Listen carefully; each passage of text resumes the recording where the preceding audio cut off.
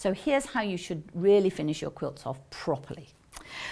You will have 2 threads every time you start and you stop your quilting.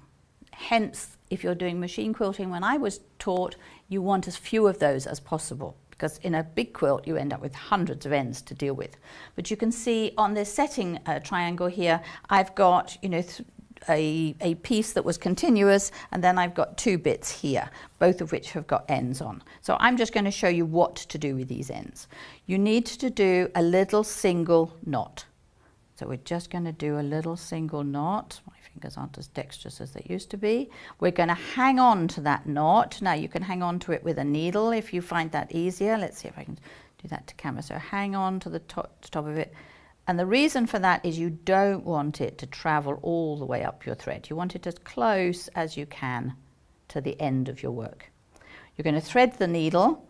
Now this is a bit of a cheat because it's a self-threading needle, so all I do is I pop the thread over the top and I'm done. We're going to take the thread, you're going to pop it through the top layer and into the wadding, and you're going to come back. I like to come back along the line of stitching that I've done. That's an old quilting habit, hand quilting habit. But you can see that it's going to take the thread through. We just give that a little pull and the knot will go into the wadding and hide there. Let's have those little thread snips. Okay. If those are a lovely thread, you want to hang on to those. We might have a little something you can do with those. I know life's too short.